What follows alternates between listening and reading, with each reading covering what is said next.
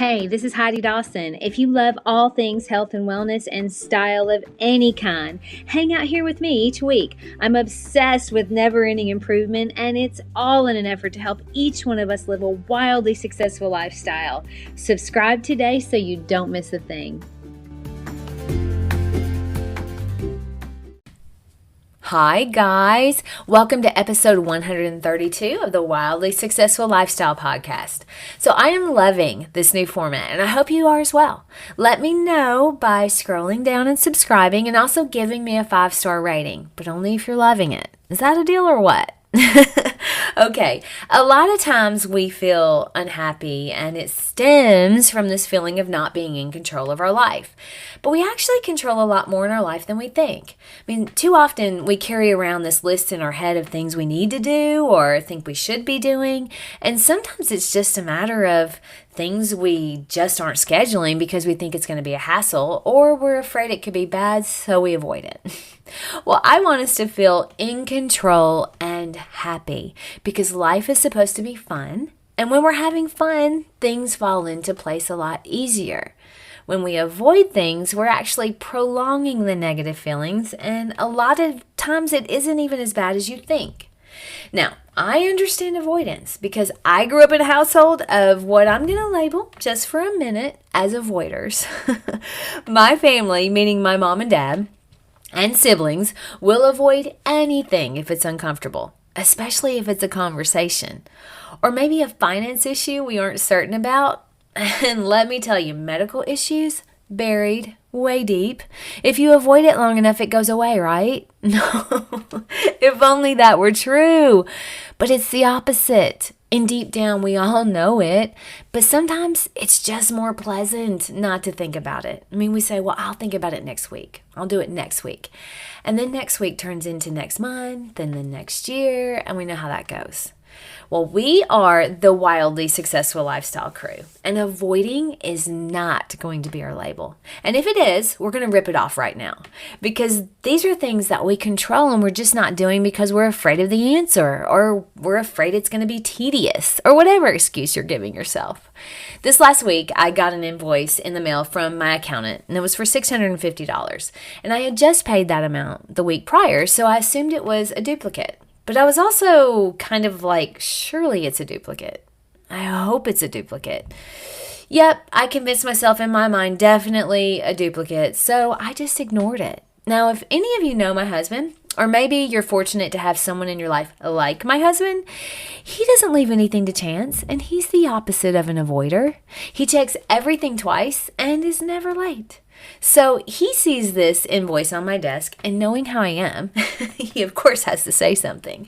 So he asks, why is that sitting there? And I nonchalantly say, oh, I'm pretty sure it's just a duplicate. I paid that same amount last week. So he, being him, says, well, did you check with him to make sure? Now, one of two things was going to happen from here on out. One, he would ask me about it every day until I addressed it. Or two, I would just go ahead and address it immediately. I picked the lesser of two evils and I made the phone call. And sure enough, I'd paid it and I could throw it away, which I did. Now, left up to me, I would have cluttered up my brain with that little bit of concern that possibly I could have owed another $650, and I probably would have avoided it. But if I really did owe it, they would have charged me interest. And if it went long enough, it could start really affecting other things. It would have gotten worse if I avoided it, not better. Once I made that phone call, I was able to remove that little clutter from my brain and legitimately not worry about it again. I really did feel so much better. Why wouldn't I just do that to start with? Because our brain is designed to keep us safe by avoiding things that we fear. But we have enough to think about in life without adding to it by avoiding the things we control. That would be kind of easy to fix, and they'd go a long way in decluttering our brain. Now, I've come up with a list of 5, and they may seem random to you, but mentally, I believe they'll hit on several areas where you may be carrying the weight of it around to the point you may not notice it anymore. And you may not relate to all of them, but it might trigger something else you've been putting off. So here's my list. Number 1, your cluttered closet. I mean, you've been staring at it so long, you probably no longer see it.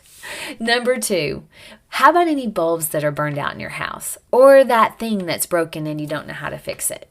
Number 3, that phone call or email or text you've been avoiding.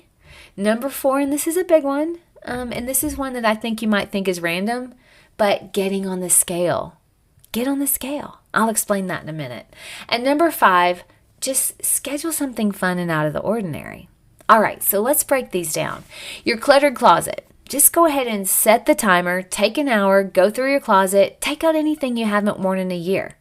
This is the cause of a lot more clutter in your brain than you realize. I mean, it makes getting ready much more difficult when you have to sift through all that.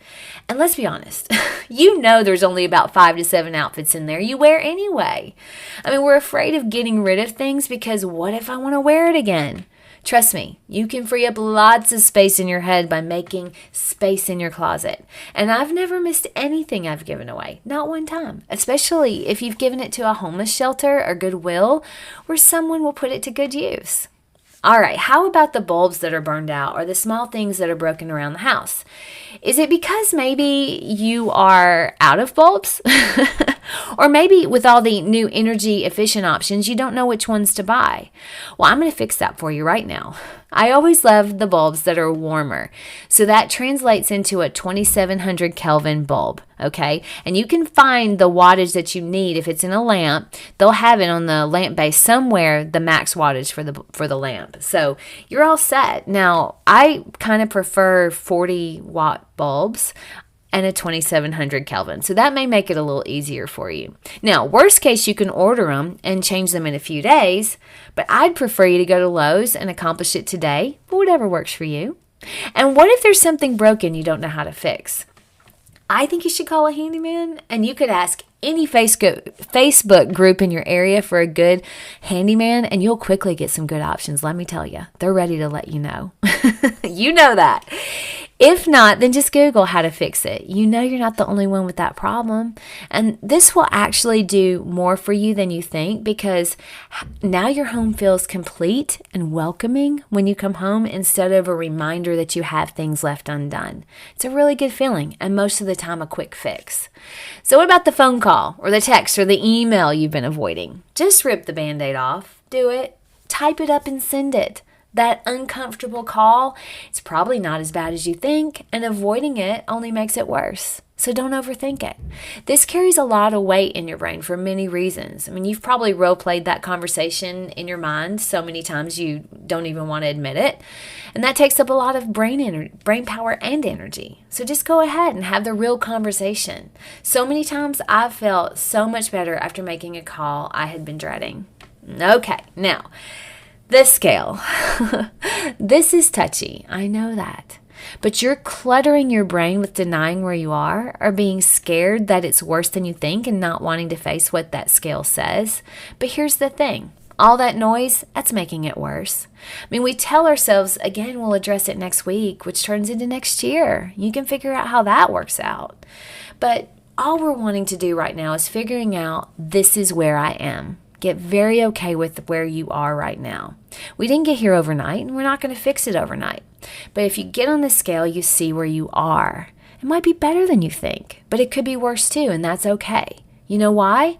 Because now you'll know, and you can proceed accordingly. It doesn't matter either way. This is really just about not avoiding it.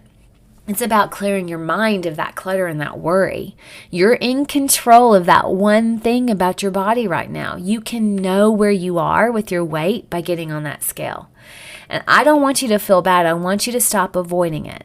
In fact, I want you to decide that you're going to celebrate whatever number is on that scale and love yourself for it because that's reality and that's also your starting point. So love the person that you are so much that you want to be healthy and you want to feel good and you want to know your starting point. Nothing in the past matters.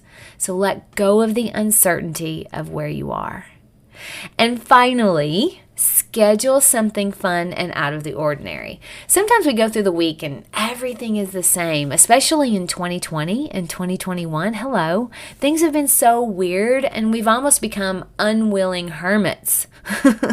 So schedule something fun and out of the ordinary, and you don't have to go out of town for this. You can do it in your own city. Now, I have a friend and accountability partner that I work with once a week on 5 questions.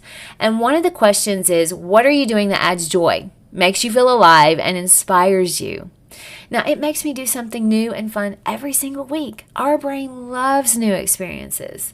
This last week, Eric and I went to the Botanic Gardens and fed the koi fish right here locally. And some of you might be like, oh, yeah, okay, that's really exciting. But look, they're huge and they're fabulous, and it brings me a lot of joy. I have a video of it on Instagram if you'd like to see. This one gives you something to look forward to, and it empties your brain of the feeling that everything is the same.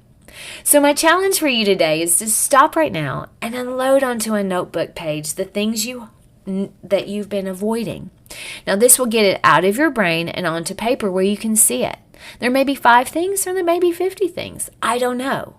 But I do know one thing. Your brain is designed to keep you safe. And a lot of times that involves avoidance. So getting it out of your brain and onto the paper is a huge first step in doing that. You don't have to do anything else with it right now. Just having it written down will clear your brain of the need to constantly worry about it. And then it'll be able to process which ones to focus on first. I love you guys, and I'll talk to you in a few days. Don't forget to subscribe and share with your friends, because we're just going to keep going bigger and better places together, and I love that about us. Talk to you in a few days.